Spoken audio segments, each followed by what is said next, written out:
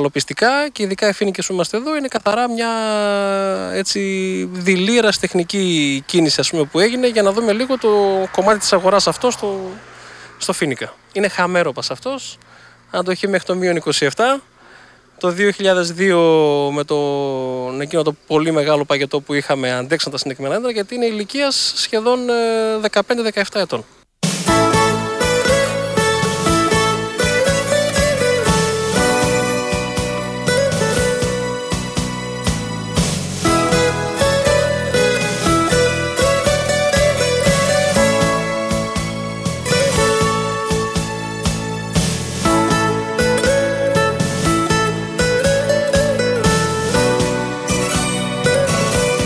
Κύριε Μίλη, μιλάμε για ημαθεία, ροδάκινα μας έχονται στο μυαλό. Βρισκόμαστε τώρα σε έναν χώρο όπου υπάρχουν ροδάκινα. Μιλήστε μας λίγο για τις καλλιέργειες. Βρισκόμαστε σε ένα ροδακινεώνα του χωριού. Είμαστε στο αγρόκτημα των Μονοσπίτων αυτή τη στιγμή. Είναι η κύρια καλλιέργεια της περιοχής, οπότε και του χωριού. Βέβαια στα Μονόσπιτα έχουμε και τα φυτόρια που είναι νούμερο 1, μετά έρχονται οι παραγωγές σε ροδάκινα. Ωστόσο είναι πολύ σημαντικό εισόδημα για το χωριό. Σχεδόν όλα τα σπίτια έχουν και από κάποια στρέμματα παραγωγής ροδακίνου και είναι κάτι που συνεισφέρει στο χωριό σε πολύ σημαντικό βαθμό. Αυτή τη στιγμή εδώ είναι ένας μια παραδοσιακή φάρμα ροδακίνων. Φανταστείτε ότι έχει ξεκινήσει η παραγωγή, υπάρχει μια εμπειρία 50 ετών από τότε που ήρθε στην περιοχή η παραγωγή του ροδακίνου. Αυτό ήταν το πρώτο στυλ και διατηρείται ακόμα. Έχουμε μια απόσταση στα δέντρα 4 με 5 μέτρα μεταξύ τους και επί των σειρών και επί της σειράς. Μια διαμόρφωση με 3 ή 4 ή 5 βραχίονες ανάλογα, πώς το θέλουμε. Είναι το λεγόμενο κύπελο αυτό, το οποίο διαμορφώνονται οι βραχίονες και μετά παίρνουμε τους βλαστούς που θέλουμε. Η ροδακινιά είναι ένα είδος με πολύ μεγάλη εξάπλωση, ταιριάζει σε πολλά εδάφη, ταιριάζει σε πολλά κλίματα. Πλέον μέχρι και στην Κρήτη, σε ορεινά της Κρήτης φυτεύουν, όπως και στην Πελοπόννησο και σε άλλα μέρη. Ακριβώς πίσω μας βλέπουμε έναν πιο καινούριο τρόπο, έτσι δεν είναι? Το καινούριο στυλ επιτάσσει σε δύο διαστάσεις, δηλαδή στη σειρά και στο ύψος. Αυτό σημαίνει ότι βάζουμε τα φυτά ακόμη πιο κοντά στη σειρά, δεν τα αφήνουμε να γεμίσουν τις σειρές μέσα με κλαδιά και φροντίζουμε όσο το δυνατόν τα κλαδιά να είναι πάνω στη σειρά και τα φρούτα που θα πάρουμε να είναι πάνω στη σειρά. Αυτό έχει πολλά πλεονεκτήματα. Έχει πλεονεκτήματα ότι μπαίνει καταρχήν το φως μέσα, έχουμε καλύτερη ηλίαση, δεν έχουμε υγρασίες τόσες πολλές. Τα φρούτα τα ίδια φωτίζονται καλύτερα και γίνονται πιο γευστικά, ανεβάζουν τα ζάχαρά τους. Και έχει και το πλεονέκτημα ότι χαμηλώνει το κόστος, διότι έχουμε μπροστά μας ό,τι δουλειά θέλουμε να κάνουμε, την έχουμε μπροστά μας και προχωράμε πιο γρήγορα. Καταλαβαίνετε, στον παραδοσιακό τρόπο πηγαίνουμε γύρω-γύρω, πιο αργά κλπ. Το μειονέκτημα είναι ότι επειδή τα ροδάκινα έχουν πολύ μεγάλη ανάπτυξη, είναι δύσκολο για τους αγρότες να το συγκρατήσουν μικρό και να μην του δώσουν αυτό το σχήμα που ξέρανε και είναι ακόμα επιφυλακτικοί. Θέλει προσοχή, ακόμα είναι νωρίς, θέλει τεχνογνωσία και αυτό, θέλει πιο πολλά κλαδέματα, να βγάζουμε κλάδους από μέσα, να το κρατάμε πιο μικρό το δέντρο και μετά έχουμε μόνο πλεονεκτήματα και πολύ βασικό είναι ότι έχουμε μεγαλύτερη απόδοση αναστρέμματος.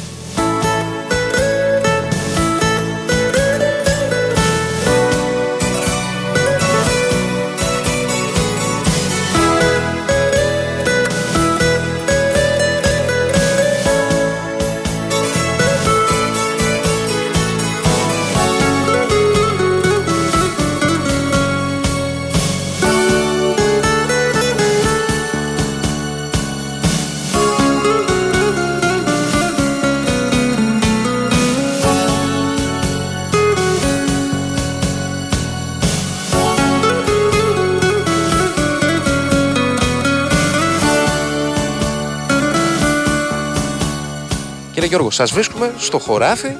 Αμπέλια έχετε, έτσι, από ό,τι καταλαβαίνουμε. Καλλιεργούμε όπως φυτόρια που έχει το χωριό μας, ροδάκινα, κεράσια και μία από όλες τις καλλιέργειες έχουμε και αμπέλια. Όπως λέγανε οι παλιοί παππούδες μας, ότι ένα σπίτι χωρίς σαμπέλι δεν γίνεται. Πρέπει να έχουμε για το χειμώνα που ξεκουραζόμαστε και καθόμαστε, να έχουμε το κρασί μας, το τσίπουρό μας, να είναι δικό μας. Έφορα τα εδάφη πάντως εδώ. Πραγματικά πάρα πολλές καλλιέργειες. Όλα έχουμε καλή ποιότητα. Και όπως και τα μπέλη τώρα εδώ που ήρθατε και με βρήκατε, ανεβάζουν πολύ γλυκύτητα τα σταφύλια μας. Έτσι είναι και τα κεράσια και τα ροδάκινα. Στην ποιότητα είμαστε ίσως οι καλύτεροι στην περιοχή εδώ από όλη την Ελλάδα. Ίσως. Πόσα χρόνια ασχολείστε με τη γη? Εγώ ασχολούμαι από το 1993. Κάνατε κάτι άλλο προηγουμένως? Όχι, από τότε που απολύθηκα από το στρατό ασχολούμαι με τη γεωργία εδώ. Αν σας ρωτούσα να μου αποκαλύψετε κάποια από τα μυστικά της δουλειάς, δηλαδή να μου πείτε κάποια πράγματα που πλέον με την πείρα σας ξέρετε εσείς καλύτερα από τους καινούριους αγρότες. Μυστικά. Τι πρέπει να προσέχει κάποιος δηλαδή στα χωράφια του? Να δουλεύουν, να τα καλλιεργεί στην ώρα τους, όταν πρέπει να τα καλλιεργήσεις, όπως το κλάδεμα, τα ραντίσματα, τα βασικά που κάνουμε για να μην έχουμε αρρώστιες. Αυτά δεν είναι κάτι το... Και πιο πολύ εμείς δουλεύουμε μόνοι μας, οικογενειακώς, εγώ προσωπικά, με τη γυναίκα μου, τα παιδιά μου. Αυτό θα σας ρωτούσα τώρα. Η νεολαία ασχολείται με τη γη? Ασχολείται. Εδώ στο χωριό μας ειδικά ασχολούνται όλα τα παιδιά, είναι συνεπείς, ασχολούνται, βοηθάνε τους γονείς, είτε αυτοί που σπουδάζουν και αυτοί που έχουν μείνει εδώ μαζί μας. Αγαπάνε δηλαδή τον τόπο τους, έτσι, και τα χωράφια. Ναι, εδώ φεύγουν, σπουδάζουν και βλέπεις τα Σαββατοκύριακα, έρχονται εδώ και ασχολούνται, βοηθάνε τους γονείς τους. Φεύγοντας, ο κύριος Γιώργος μας προτείνει να μας κεράσει από το τσίπουρο που βγάζει, το πενέβι δεόντως. Μέσα στο αμπέλι, να σου και ένα σκύλος. Καλοσυνάτος πρέπει να είναι. Κουνάει την ουρά του όταν μας βλέπει.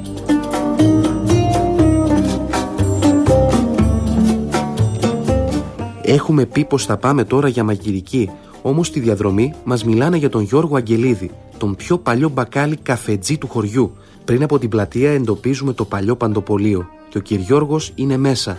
Μια στάση για έναν καλό καφέ από τον 90χρονο σήμα κατά τεθέν του χωριού επιβάλλεται. Κύριε Γιώργο, εδώ στα Μονόσπιτα μας είπανε οπωσδήποτε να επισκεφθείτε το καφενείο του κυρίου Γιώργου. Είναι από τα παλιότερα, έτσι δεν είναι? Από τα παλιότερα, το λέω και το ξαναλέω, και όχι, αυτό είχα και πιο παλιό και ύστερα ήρθα εδώ. Παλιός μπακάλης είμαι, πολύ παλιός. Κανονικά από το 1939. Ήσασταν δηλαδή ο καφετζής, ο μπακάλης του χωριού τότε? Και ο μπακάλης και φασματοπόλους και πετσέτες και πράγματα, ό,τι χρειάζεται, ένα παντοπολείο. Παντοπολείο, γι' αυτό λέει παντοπολείο. Πόσο χρονών είστε σήμερα, κύριε Γιώργο? Σήμερα είμαι 89 και μισό. Πόσους καφέδες να έχετε κάνει όλα αυτά τα χρόνια? Αν τους βάλουμε τώρα να τους μετρήσουμε. Πολλές χιλιάδες, δεν τη βρίσκουμε. Πολλές χιλιάδες. Ούτε ξέρω. Όταν λέω δεν ξέρω, κατά μέσον όρο 15 την ημέρα, 10, 12, 15, απαραίτητος. Πότε 20, πότε 10, πότε 3, πότε 5. Ανακατωμένη δουλειά, κατάλαβες. Κύριε Γιώργο, μεταφέρετε μας λίγο σε εκείνη την εποχή. Μετά τον πόλεμο τώρα, το 1943, ένα καφενείο της εποχής, παντοπολείο κιόλας. Από όλα. Πώς ήταν ο χώρος εδώ, πώς ήταν ο κόσμος που ερχότανε, τι πουλούσατε, τι δίνατε?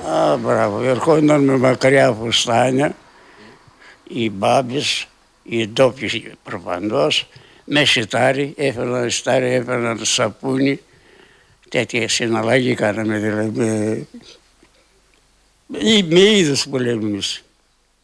Πολύ ωραίο, πολύ καλό, πολύ πράγμα. Το χωριό μας πολύ καλό, ήταν μια ζωή και είναι ακόμα. Κύριε Γιώργο, φέσια είχε? Γιατί ο μπακάλης τότε είχε και το τευτέρι που έγραφε τα φέσια, έτσι δεν είναι? Άσε και να πάνε. Να, έτσι κάθονται στο τευτέρι. Τα τευτέρια υπάρχουν. Είχε φέσια, είχε. Είχε και ήταν και ο κόσμος αγράμματος, ξέρω εγώ. Αλλιώτικος. Τώρα καλά είναι, τώρα ξύπνησαν τα παιδιά, τα νιάτα, μασάλα. Κύριε Γιώργο, τότε δεν είχε ρεύμα, ηλεκτρισμό δεν είχατε, έτσι? Ρεύμα, όχι, λούξ είχα. Λάμπες λουξ. Δύο λουξ από Θεσσαλονίκη τα πήρα, θυμάμαι. Τυριά και τέτοια αλλαντικά πουλούσατε.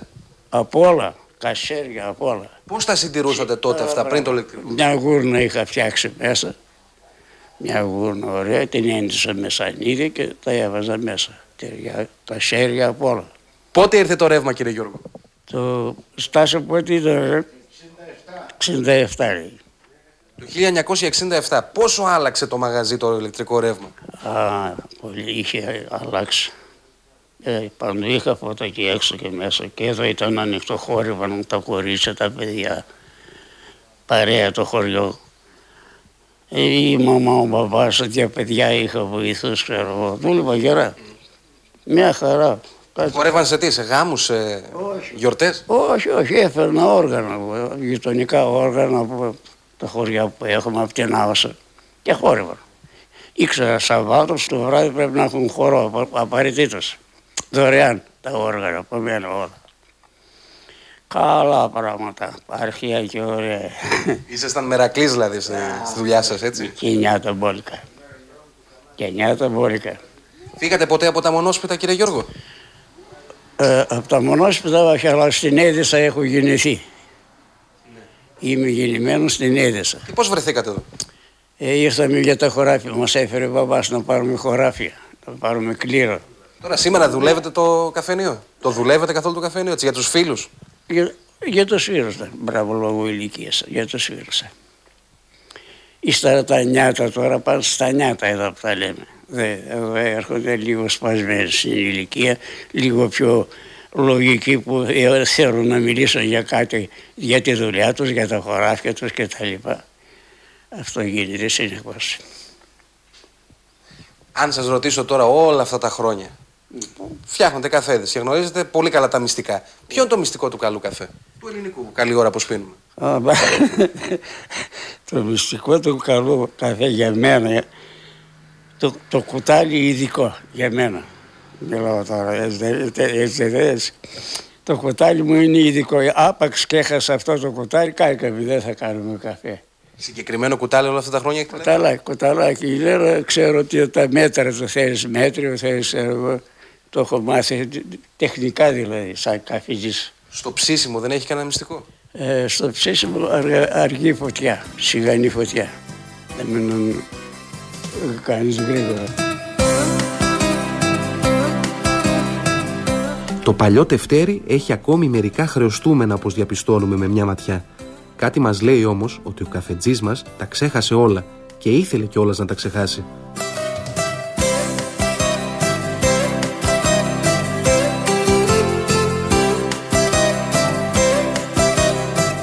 Όμως οι καλές μας κυρίες θα έχουν αρχίσει να ανησυχούν. Η αλήθεια είναι πως αργήσαμε λιγάκι. Ένα τραπεζάκι στην αυλή που τολούζει ο ήλιος, η κυρία Αντωνία και η κυρία Καλλιόπη, και να σου που θα έχουμε παρουσίαση συνταγών που θα ζήλευαν και οι πιο φημισμένοι σεφ στον κόσμο. Ελάτε να σας γνωρίσουμε τώρα την κυρία Πόπη και την κυρία Αντωνία. Θα μας κάνουν δύο νόστιμες συνταγές, θα μας παρουσιάσουν, οι οποίες προέρχονται από την Ανατολική Ρωμυλία. Έτσι δεν είναι, κυρία Πόπη? Ράκης. Τι ακριβώς θα φτιάξετε εσείς? Αυτό είναι το λάχανο του τουρσί που το βάζουμε εμείς οι ίδιοι για τα Χριστούγεννα που κάνουμε το φαγητό που λέγεται καπαμάς. Εσείς, κυρία Αντωνία, γλυκό από ό,τι καταλαβαίνω. Εγώ είπα να κάνω το γλυκό, είναι μια κρυδόπιτα. Την φτιάχναν οι παλιοί δικοί μας, η πεθρά μου, ο πεθρός μου ήταν από Κωνσταντινούπολη και την κράτησε τη συνταγή αυτή για να την κάνω και για μένα. Και για όλες τις ώρες μπορούμε να την κάνουμε και νηστίσιμη και αρτίσιμη. Πώς ξεκινάμε λοιπόν τη συνταγή τώρα που θα παρουσιάσουμε το κοτόπουλο, καπαμά? Βάζουμε το λάδι πρώτα. Εδώ. Κρεμμυδάκι βλέπουμε φρέσκο και ξέρω. Και πράσο.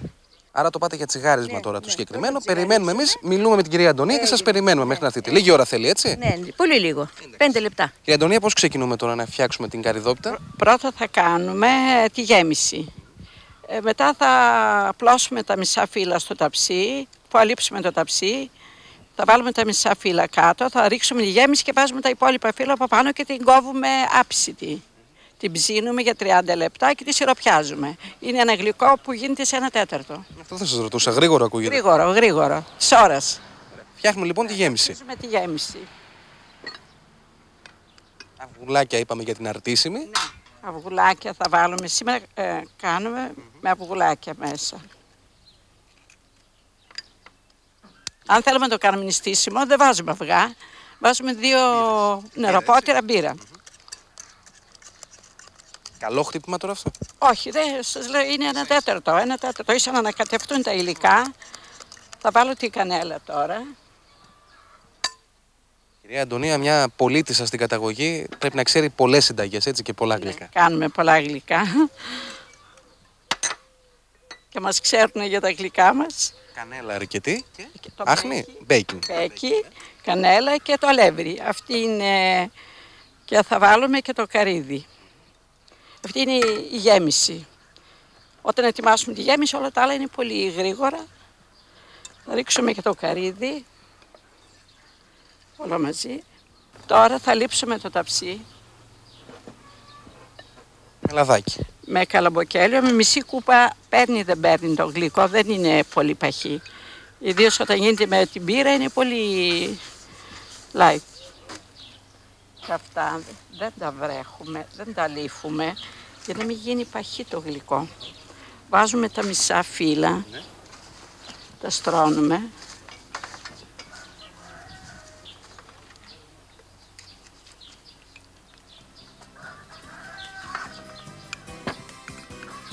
Τώρα θα ρίξουμε τη γέμιση. Ήδη είναι αφράτο το μείγμα.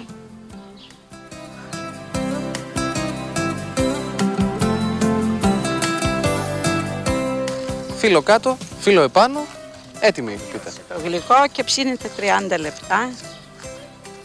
15 λεπτά να γίνει, 30 να ψηθεί, 45 λεπτά έτοιμο. Ούτε μισή κούπα λάδι δεν πήρε. Πριν ψηθεί, το χαράζουμε κανονικά. Όποια κομμάτια αρέσουν, κάθε νοικοκυρά το θέλει να το κόψει. Εγώ απλώς το κόβω τώρα σε τετράγωνα και μετά το κάνω τρίγωνα.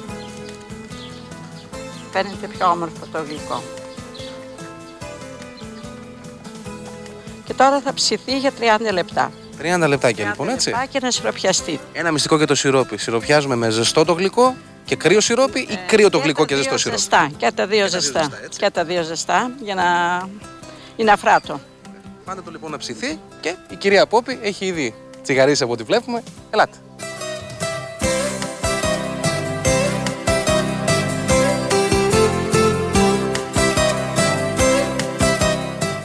Τσιγαρίστηκαν η κυρία Πόπη αυτά, έτσι. Ναι, τσιγαρίστηκαν, είναι έτοιμα τώρα. Πώς συνεχίζουμε τώρα τη συνταγή? Τώρα συνεχίζουμε, αφού τσιγαρίστηκε, θα ρίξουμε το ριζάκι. Όλο.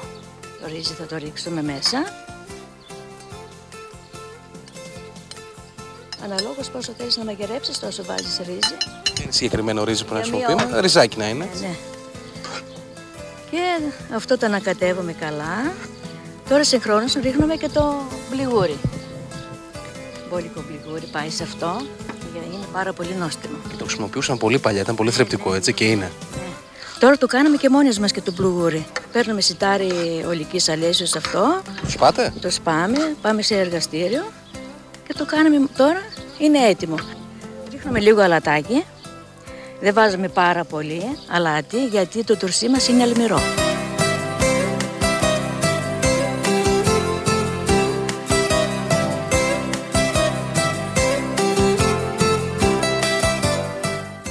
Γεμίσετε με σαρμαδάκια. Ναι, θα βάλω μία στρώση, θα βάλω σαρμαδάκια και μετά θα βάλω το κουτόπουλο ολόκληρο.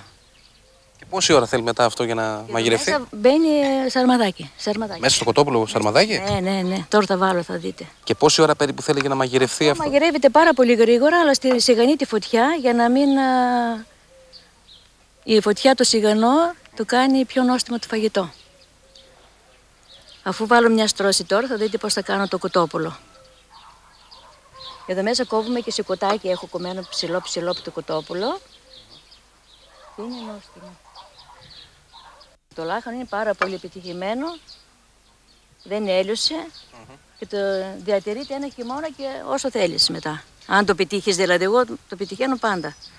Βάζω μέτριο αλάτι, το αλάτι το μετρώ με το νερό και με μια ηλιά.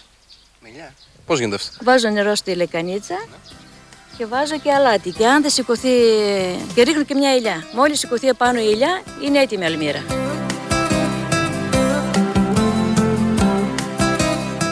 Εδώ τα σαρμαδάκια στο κοτόπουλο που βάζω θα γίνουν πιο μικρά τα σαρμαδάκια για να μπουν κάμποσα. Όχι πολύ μεγάλα. Και παίρνουν και την οστιμιά από το κοτόπουλο. Θα φάτε από εκείνο και θα δοκιμάσετε. Το κοτόπουλο μπαίνει επάνω στην πρώτη τη στρώση και μετά γύρω-γύρω πάλι το γεμίζουμε όλη την κατσαρόλα. Όλα με σαρμαδάκια μέχρι πάνω. Σαρμαδάκια, ναι. Θα βάλουμε λίγα μέσα στο κοτόπουλο ακόμη. Αλλά δεν χρειάζεται, θα σας το μικρό. Και στο τέλος σκεπάζετε. Θα σκεπάσουμε αφού γεμίσει η κατσαρόλα, σκεπάζουμε με τα φύλλα το λάχανο επάνω για να είναι πιο νόστιμο και δεν φεύγουν και τα σαρμαδάκια όταν βράζουν. Εδώ, όλα θα σκεπαστεί. Και πάει για μαγείρεμα τώρα, έτσι. Ναι.